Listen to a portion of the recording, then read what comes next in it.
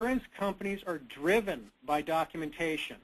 What that means is if you are making a claim for damages, the elements of your claim have to be supported by documents, oftentimes independent documents. So for instance, in a car accident case, the insurance adjuster is going to want to see a copy of the police traffic collision report or the officer's report or witness statements that the officer may have taken or witness statements that maybe you have taken, because that is important to establishing negligence or liability for who caused the accident.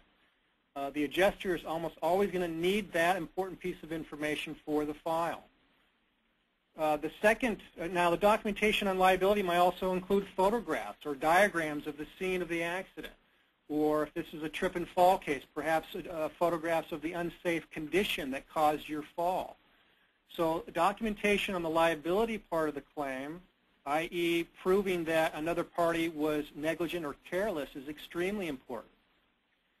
The second type of documentation is going to address damages. The adjuster will typically refuse to consider any type of damage that you're claiming unless you have some independent proof or documentation to support it. So in personal injury claims, as you might imagine, the medical records are extremely important. So are the medical billings.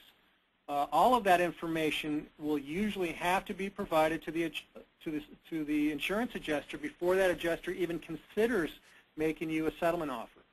If you are claiming other types of damages, for instance, receipts of expenses you might have incurred because of your injuries, for instance, if you had to hire somebody to mow your lawn for a period of time, you will need copies of those receipts. If you're claiming lost wages or income loss, you'll typically need to show pay stubs or documentation from your employer.